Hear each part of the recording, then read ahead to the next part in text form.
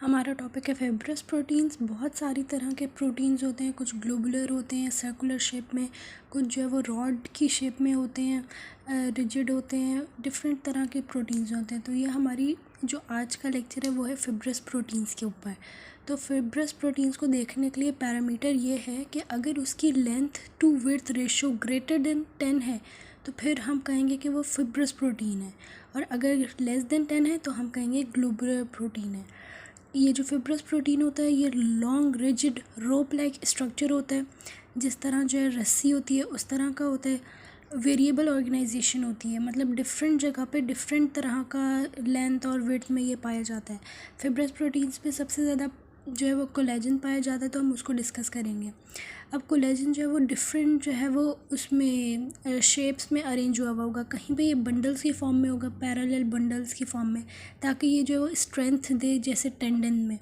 कहीं पे ये डिस्पर्स होगा, वहाँ पे ये सपोर्ट देगा, जैसे एक्स्ट्रा सेलुलर मैट्रिक और विट्रस ह्यूमर में। कहीं पे ये स्टैक्ड होगा, एक के ऊपर एक रखा हुआ होगा, जैसे कॉर्निया में होता है कि लाइट जो है उसमें से ट्रांसमिट हो जाए, स्कैटर ना हो। कहीं पे ये एंगुलर फाइबर्स में होगा, मतलब कि जो है वो 1 2 3 डिफरेंट जो है ना फाइबर्स ऊपर नीचे जो है वो एंगल्स बना रहे होंगे। तो बोन्स में उस तरह होता है ताकि जो है वो अच्छा जो है उसमें स्ट्रेंथ आए। अब जो हमारे पास कोलेजन है वो 3 जो है ना स्ट्रक्चरल क्लासिफिकेशन उसकी 3 है, 3 में है कि 3 तरह की हो सकती है। या तो वो फिब्रिल फॉर्मिंग होगी, या नेटवर्क फॉर्मिंग, या फिब्रिल एसोसिएटेड। फिब्रिल फॉर्मिंग में होता है कि रोप लाइक स्ट्रक्चर होता है, और नेटवर्क फॉर्मिंग में होता है कि 3 डायमेंशन जो है ना वो मेस फॉर्म हुआ होता है, एक जाल सा बना हुआ होता है। और फिब्रिल एसोसिएटेड में ये होता है कि 2 फाइबर्स के दरमियान जो कनेक्टिंग होती है कोलेजन, उसको हम कहते हैं फिब्रिल एसोसिएटेड, जो लिंक करती है फाइब्रिल को। अब कोलेजन जो है वो और भी डिफरेंट टाइप्स का होता है, जैसे कोलेजन टाइप 1, टाइप 2, टाइप 3, बहुत सारी जो है ना क्लासेस हैं, टाइप्स हैं कोलेजन की। ये हमने स्ट्रक्चरल क्लासिफिकेशन देखा है कि कोलेजन की स्ट्रक्चर कौन कौन से तरह का हो सकता है, और ये बाकी इसकी टाइप्स हैं। अब जो कोलेजन 1 है वो जो है वो मोस्ट कॉमन पाया जाता है, 90% जो है वो कोलेजन 1 की टाइप में होता है सारा कोलेजन। इसमें 2 अल्फ़ा 1 और 1 अल्फ़ा 2 चेन होती है। ये जो कोलेजन होता है उसमें 3 चेन्स होती हैं, उसके अंदर 3 चेन्स होती हैं, जिसमें से 2 अल्फ़ा 1 और 1 अल्फ़ा 2 होती है कोलेजन 1 में। हाई टेंसाइल स्ट्रेंथ, बहुत ही टफ़ होता है कोलेजन टाइप 1, जो कि bones, tendons, cornea and dentin यानी हमारे तीत वहाँ पे पाया जाता है। कोलेजन टाइप 2 जो है उसमें 3 अल्फ़ा चेन होती हैं, यानी तीनों ही एक तरह की चेन्स होती हैं। कार्टिलेजिनस स्ट्रक्चर्स में पाया जाता है, जैसे हाइलीन कार्टिलेज, और जो हमारी वर्टिब्रा होती है उसके अंदर जो है वो न्यूक्लियस परपोसिस में पाया जाता है, विट्रस बॉडी में। कोलेजन टाइप 3 जो है वो इलास्टिक जगहों पे पाए जाते हैं, जो चीज़ें जो है वो इलास्टिक होती हैं, डिस्टेंसिबल होती हैं, जैसे blood vessels, uterus, muscles, foetal tissues and skin. Collagen type 4 जो है वो अरेंज हुआ होता है शीट्स की फॉर्म में, मेस की फॉर्म में, और ये सपोर्ट प्रोवाइड करता है, और ये बेसमेंट मेम्ब्रेन में होता है, या हमारे पास किडनी में होता है, जहाँ पे फिल्ट्रेशन हो रही होती है, बारीक जो है वो लेयर होती है। ये वाला सबसे स्ट्रॉन्ग होता है, फिर उससे कम ये, फिर उससे कम ये, इस तरह जो इनकी जो है वो स्ट्रेंथ होती है। 1 2 3 ये तीनों कोलेजन जो हैं ये होती हैं फिब्रिल फॉर्मिंग स्ट्रक्चर में, यानी इनका स्ट्रक्चर होता है रोप लाइक। लेकिन जो 4 है वो नेटवर्क फॉर्मिंग स्ट्रक्चर में होती है, यानी वो नेटवर्क बना रही होती है। और जो हमारे पास 12 है जो कि लिगामेंट्स में पाया जाता है कोलेजन, वो फिब्रिल एसोसिएटेड, मतलब वो 2 फिब्रिल्स को कनेक्ट कर रही होती है। ये एग्जांपल्स हैं इन तीनों स्ट्रक्चर्स की। उसके बाद है हमारे पास स्ट्रक्चर के, जो हमारे पास ये उसका स्ट्रक्चर होता है कोलेजन का, ये किस तरह का होता है। तो सारी कोलेजन जो है वो सारे कोलेजन का जो स्ट्रक्चर है वो ट्रिपल हेलिकल होते हैं, यानी 3 उसमें जो है वो पॉलीपेप्टाइड्स की चेन होती है, और हर थर्ड सीक्वेंस के ऊपर जो है वो अमीनो एसिड ग्लाइसिन लगा हुआ होता है, बहुत ज़्यादा पाया जाता है ग्लाइसिन। प्रोलीन जो है वो टर्न्स में होता है, यानी जो गोल टर्न्स होते हैं वहाँ पे प्रोलीन होते हैं जो कि दूर दूर होते हैं, और जो ग्लाइसिन है वो वहाँ पे पाया जाता है जहाँ बहुत कंजस्टेड जो है वो तीनों फिब्रिल्स होते हैं। हाइड्रोक्सी प्रोलीन जो है वो इंटरचेन हाइड्रोजन बॉन्डिंग कराते हैं, यानी हमारी जो तीनों पॉलीपेप्टाइड होती हैं उन्हीं के अंदर जो है ये जो है वो बाइंडिंग कराता है, हाइड्रोजन बाइंडिंग कराता है। अब जो हमारे पास हाइड्रोक्सी लाइसिन है, लाइसिन दो फिब्रिल्स के दरमियान जो है वो इंटरेक्शन कराता है। अब ये साइंथेसिस है कि कोलेजन किस तरह साइंथेसाइज होता है। तो सबसे पहले जो है वो न्यूक्लियस के अंदर डीएनए जो है वो ट्रांसक्राइब करता है मैसेंजर आरएनए को। मैसेंजर आरएनए न्यूक्लियस से बाहर आ जाता है और उसके अंदर साइटोप्लाज्म के अंदर आरईआर यानी रफ एंडोप्लाज्मिक रेटिकुलम की सरफेस के ऊपर अटैच हो जाता है। वहाँ पे राइबोसोम्स होते हैं और राइबोसोम्स के अंदर जो है वो, क्योंकि ये प्रोटीन होता है कोलेजन, तो राइबोसोम्स प्रोटीन को सीक्रेट करते हैं। तो राइबोसोम्स के ऊपर जो है वो ट्रांसलेशन होती है और हमारे पास प्रो कोलेजन बन जाता है, जो कि एक सिंगल जो है वो अल्फ़ा चेन होती है, सिर्फ एक चेन होती है, एक पॉलीपेप्टाइड होती है। फिर होता है फॉर्मेशन ऑफ प्रो कोलेजन, यानी जो प्रो कोलेजन है वो मूव करता है ल्यूमेन के अंदर, आरईआर की सरफेस से ल्यूमेन के अंदर मूव करता है। वहाँ जो है सिग्नल सीक्वेंस जो है वो रिमूव हो जाते हैं।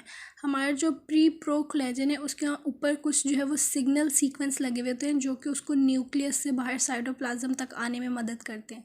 तो जब वो ल्यूमन में आ जाते हैं आरईआर की, तो वो उतर जाते हैं, रिमूव हो जाते हैं और प्रो कोलेजन बन जाता है। उसके बाद है हाइड्रोक्सिलेशन। प्रोलीन और लाइसिन अमाइनो एसिड जो प्रेजेंट होते हैं प्रो कोलेजन में, उनकी जो है वो हाइड्रोक्सिलेशन हो जाती है, यानी उनके अंदर जो है वो OH ग्रुप जो है वो लग जाता है, अटैच हो जाता है। हाइड्रोक्सी प्रोलीन का जो हमारे पास कोफैक्टर है वो है विटामिन C, और जो हाइड्रोक्सी लाइसिन है उसका कोएंजाइम है कॉपर, यानी इनको जो है वो ये चीज़ों की ज़रूरत होती है। उसके बाद है ग्लाइकोसाइलेशन, यानी कि जो है वो ग्लूकोज की एडिशन हो जाती है। हाइड्रोक्सी प्रोलीन के अंदर जो है वो ग्लूकोज के साथ जो है वो अटैच हो जाता है और हमारे पास फॉर्म कर देता है ग्लूकोज या ग्लैक्टोज, दोनों अटैच हो जाते हैं हाइड्रोक्सी प्रोलीन के साथ, तो इसको हम कहते हैं ग्लाइकोसाइलेशन। उसके बाद है असेंबली एंड सिक्रीशन। एक जो पॉलीपेप्टाइड चेन थी, अब 3 तरह की पॉलीपेप्टाइड चेन्स आएंगी और जो है वो एक साथ मिलेंगी, असेंबल होंगी और ट्रिपल हेलिक्स बना देंगी। उसके बाद जो है वो गोल्जी वैक्यूल के अंदर से जो है वो बाहर सीक्रेट हो जाएंगी triple helix structure extra cellular matrix के अंदर। फिर है प्रो कोलेजन। जब ये एक्स्ट्रा सेलुलर मैट्रिक्स में आ जाएंगी प्रो कोलेजन, तो वहाँ पे कुछ प्रो कोलेजन पेप्टाइडेजेस पड़े हुए होंगे जो कि क्या करेंगे, क्लीव कर देंगे प्रो कोलेजन के टर्मिनल्स को, यानी उसको जो है वो काट देंगे और बना देंगे उसको ट्रोपो कोलेजन की फॉर्म में। अब ट्रोपो कोलेजन जो है वो अरेंज करेगी अपने आप को फिब्रिल्स की फॉर्म में और क्रॉस लिंकिंग कर लेगी। तो ये जो है वो इसकी साइंथेसिस हो गई। उसके बाद कुछ डिसऑर्डर्स हैं उसके कोलेजन के, जैसे एलर्डनलोस सिंड्रोम है। इसमें ये होता है हाइपर फ्रेजिलिटी हो जाती है स्किन जो है वो बहुत ज़्यादा जो है मोटाइल हो जाती है और जो है वो इलास्टिसिटी बढ़ जाती है स्किन की। उसके बाद है ऑस्टियोजेनेसिस इम्परफेक्टा। इसमें भी यही होता है कि बोन्स की जो है वो हाइपर फ्रेजिलिटी बहुत ज़्यादा बढ़ जाती है, बहुत ज़्यादा बोन्स जो है वो इलास्टिक हो जाती हैं और जो हमारा फीटस होता है उसके अंदर जो है वो उसके चांसेस होते हैं फ्रैक्चर होने के। फिर है एल्पोर्ट सिंड्रोम। इसमें ये होता है कि जो कोलेजन टाइप 4 है जो कि हमारे पास पाई जाती है किडनी में और वो बेसमेंट मेम्ब्रेन बना रही होती है, तो उसमें डिफेक्ट आ जाता है जिसकी वजह से रीनल किडनी डिजीज़ होने का खदशा होता है। उसके बाद है ascorbic acid deficiency. Ascorbic acid यानी विटामिन C हमें चाहिए होता है हाइड्रोक्सिलेशन में। तो अगर जो है वो एस्कॉर्बिक एसिड नहीं होगा तो हमारे पास जो है वो स्कर्वी हो जाएगी, यानी बोन्स में जो है वो बहुत ज़्यादा मोटाइलिटी आ जाएगी और स्किन जो है वहाँ पे भी जो है वो ब्लड जो है वो बाहर स्किन से रिसेगा और थोड़ा जो है वो नील से पड़ जाएंगे। उसके बाद है कॉपर डेफिशिएंसी, कि अगर जो है वो कॉपर चाहिए होता है हाइड्रोक्सीलाइसिन को, ये नहीं होगा, इसकी डेफिशिएंसी हो जाएगी। फिर है मेनकिन्स डिजीज़। इसमें यह होता है कि एक एंजाइम होता है लाइसाइल ऑक्सीडेज, ये बाइंड नहीं कर पाता कॉपर के साथ। फिर है गुड पोस्चर सिंड्रोम। इसमें ये होता है कि ये ऑटो इम्यून डिसऑर्डर है, एंटीबॉडीज़ जो है वो कोलेजन 4 के ख़िलाफ़ जो है वो बन जाती हैं अपनी बॉडी में। उसके बाद दूसरी टाइप है फिब्रस प्रोटीन में इलास्टिन। ये भी फिब्रस प्रोटीन की टाइप है।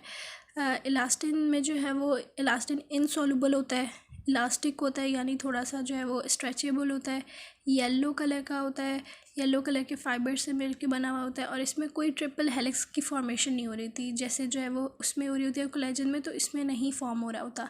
ना ही रिपीटिंग यूनिट्स होते हैं इसके अंदर हाइड्रोक्सी प्रोलीन तो होता है लेकिन हाइड्रोक्सी लाइसिन नहीं मिलता।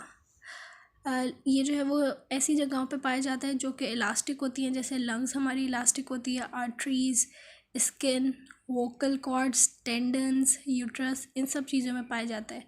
ये रीजनरेट नहीं करता, मतलब एक बार ये जो है वो कहीं पे ख़त्म हो गया तो वहाँ पे दोबारा नहीं बनेगा।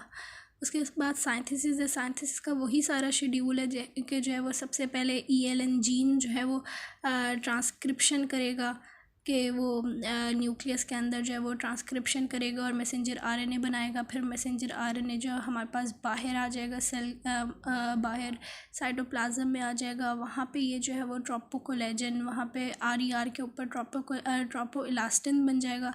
ट्रोपोइलास्टिन फिर सेल से बाहर जाएगा और लाइसाइल ऑक्सीडेज एंजाइम होता है जो कि CO की मौजूदगी में वर्क करता है। वहाँ पे ये लाइसिन को अल्काइल लाइसिन में एल्डिहाइड लाइसिन बना देगा, यानी एल्डिहाइडिक ग्रुप लाइसिन के साथ लगा देगा, और वहाँ पे जहाँ पे ये वाला के सीक्वेंस होगा, 3 एल्डिहाइड लाइसाइल मिलके एक खाली लाइसिन के साथ जो है एक पायरिडाइनियम जो है वो न्यूक्लियस बना देंगे इस तरह का, जिसको हम डेस्मोसिन या आइसोडेस्मोसिन कहते हैं, और ये इसकी वजह से इलास्टिक प्रॉपर्टी होती है। उसके बाद डिग्रेडेशन है कि इलास्टेज एंजाइम होता है जो कि पैंक्रियास से आता है और वो हाइड्रोलाइज कर देता है इलास्टिन को। अल्फा एंटीट्रिप्सिन जो है वो एक एंजाइम है जो कि इनहिबिट करता है इलास्टेज की एक्टिविटी को। फिर ये कुछ डिसऑर्डर्स हैं, इलास्टोसिस है कि बहुत ज़्यादा अकोमुलेशन हो जाती है इलास्टिन की ड्यू टू डिफरेंट पर्पस, जैसे सोलर अगर बहुत ज़्यादा जो है वो धूप में गए हैं तो उसकी वजह से। मार्फन सिंड्रोम है, ये जो है वो एक जेनेटिक डिसऑर्डर है जिसमें हाइपर मोबिलिटी हो जाती है जॉइंट्स में। टॉल बंदे का जो कद होता है वो लंबा हो जाता है, उनकी उंगलियों का जो है वो साइज़ बड़ा हो जाता है। CVS डिसऑर्डर, कार्डियोवास्कुलर डिसऑर्डर हो जाते हैं, और जो है हमारा जो लेंस होता है आई का वो डिटैच हो जाता है। Alpha antitrypsin deficiency causing emphysema, इसमें ये होता है कि हमारे जो अल्फ़ा एंटीट्रिप्सिन एंजाइम होता है जो कि इनहिबिट करता है इलास्टेज की एक्टिविटी को, वो नहीं बन रहा होता, जिसकी वजह से इलास्टोज की एक्टिविटी नहीं रुकती और इलास्टोज बहुत ज़्यादा जो है वो इलास्टिन को डिग्रेड कर देता है लंग्स के अंदर, और जिसकी वजह से जो है वो एम्फाइसेमा हो जाता है।